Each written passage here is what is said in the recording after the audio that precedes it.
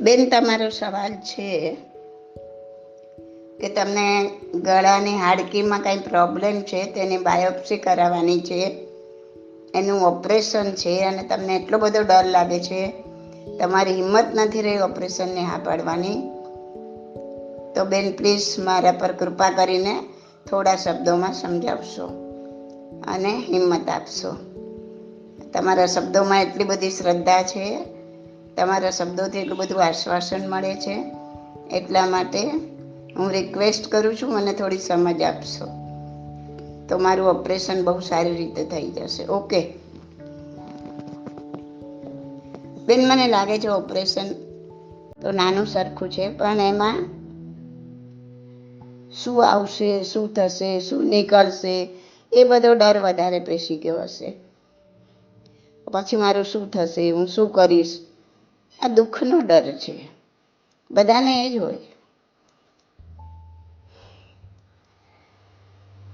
પણ તમારે આધ્યાત્મિક દ્રષ્ટિએ જરા સમજાવું છું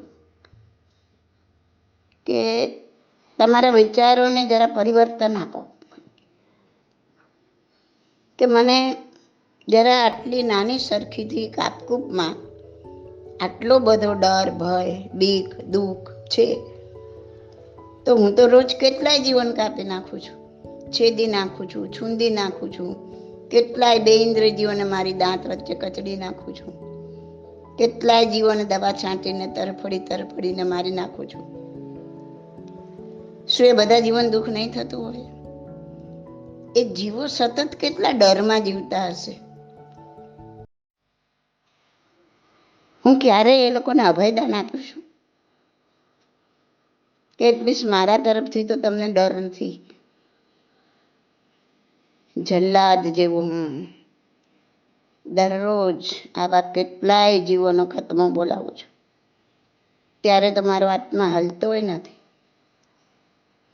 ને હવે જરા આમથું તને દુઃખ પડ્યું ને તું અંદરથી હલી ગઈ. તમારા આત્મા જોડે આમ વાત કરો. અરે, આ તો અનેક જન્મોમાં હું પોતે કંઈ કેટલાયથી કપાતો આવ્યો છું ને અનેક જન્મોમાં કંઈ કેટલાયને કાપતો પણ આવ્યો છું. અને જ્યારે આવા કુકર્મના ફળ ભોગવવાના આવ્યા ત્યારે હું ડરું છું. શા માટે ભાઈ? આવ્યા છે તો મારા જ કરેલા કર્મના પરિણામ ને. કોઈ બીજાએ કર્યા હોય ને મારે ભોગવવાના આવ્યા હોય એવું તો નથી ને. રત્નાકર 25મીમાં કહે છે ને કે મેં ભોગ સારા ચિંતલા પણ રોગ સમચિંત્યા નહીં. બરાબર ને? જેટલા ભોગ ભોગવ્યા તે રોગમાં પરિણમવાના જ છે ને તારે જ સહન કરવાના છે. એટલું સમજીને ભોગ ભોગવતા એટલી જાગૃતિ રાખવી કે આ બધા રોગ સ્વરૂપે ગિફ્ટમાં મળશે. એ આવે ત્યારે સ્વીકારવાની તારી તૈયારી રાખજે. ને જો ખરેખર ડર લાગતો હોય તો આ જ ઘડીથી આ બધા જીવોની સતત ક્ષમા માંગવાનું ચાલુ કરી દો. અંતરમાં જ તો, રાડો પાડીને નહીં, કોઈને સંભળાય તેમ નહીં, સંભળાવવા માટે પણ નહીં. વળી બીજી દ્રષ્ટિએ વિચારો કે બાયોપ્સીમાં અગર આવો કોઈ મોટો રોગ ડિટેક્ટ થયો તો ગભરાવા કે રડવા બેસવાની જરૂર નથી. કુદરતનો આભાર માનો કે કુદરતે મને સારી એવી નોટિસ આપી દીધી છે.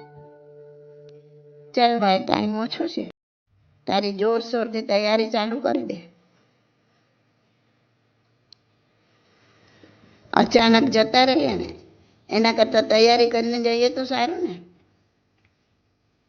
આપણા જેવા આપણે કેટલાયને મૂકી આવ્યા, પણ આવો કોઈ ધક્કો ના વાગે ત્યાં સુધી આપણને એમ જ થાય કે હજી આપણને તો બહુ વાર છે. બહુ બેભાન પણ જીવતા હોઈએ છીએ.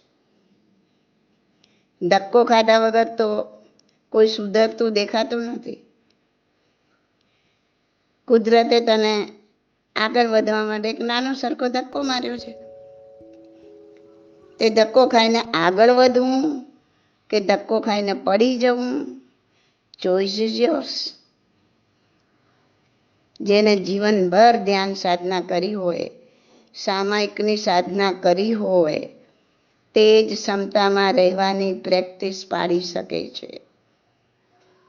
તો જ દુઃખ આવે ત્યારે ક્ષમતા ભાવે સહન કરી શકાય છે. બાકી ગમે તેટલા ડાન્સ કરો કે ગીતડા ગાઓ કે હે ભગવાન છેલ્લી ઘડીએ તું આવજે ને મને ક્ષમતા આપજે, અરે ભાઈ તે જિંદગીભર ક્ષમતાની પ્રેક્ટિસ જ નથી કરી તો છેલ્લી ઘડીએ ક્ષમતાની આશા કેવી રીતે રાખી શકે? ખુદ ભગવાન આવે ને તો પણ તને ક્ષમતા ક્યાંથી આપી શકે? જિંદગીભર પાણી જ વલોવ્યું છે તો માખણની આશા કેવી રીતે રાખી શકે? તો બેન, ડર બધો મનમાંથી કાઢી નાખો. પોઝિટિવ વિચારો કે જો કાંઈ એવું થોડું ઘણું હશે તો સારું ને, મને હજી શરૂઆતથી જ ખબર પડી ગઈ તો હું જલ્દીથી રિકવર થઈને ધર્મ ધ્યાનમાં મારું મન પરોવીશ. અને કાંઈ વધુ હશે તો આવી સરસ નોટિસ આપવા બદલ કુદરતનો આભાર માની વધુ ધર્મ ધ્યાનમાં પ્રવૃત્ત થઈશ. બંને રીતે ફાયદો જ છે, ડરવા જેવું કંઈ નથી. થોડું મન મક્કમ કરવાની જરૂર છે કે જીવ આવા તો કંઈ કેટલાય ઓપરેશન કેટલાય જન્મમાં કરાવીને આવ્યો છે. આ દુનિયાની કોઈ પણ વસ્તુ તારા માટે નવી નથી કે પહેલી વાર નથી. જે આવ્યું તેને કુદરતનો પ્રસાદ સમજીને સહજ ભાવે સ્વીકારવા તૈયાર થઈ જા. તું હોઈશ કે નહીં હોય, સંસાર તો આમ જ ચાલવાનો છે. સહુ જીવ પોતપોતાનો હિસાબ ચૂકવવા નજદીક આવ્યો છે. સૌના કર્મ પ્રમાણે સૌનો રસ્તો થયા કરશે. તું હોઈશ કે નહીં હોય, તું કોઈના કર્મમાં ફેરફાર નથી કરી શકવાનું. અરે ઉદયમાં આવેલા તારા પોતાના કર્મમાં ફેર કરવાની તારી શક્તિ નથી તો પરનું વિચારીને શા માટે દુઃખી થાય છે?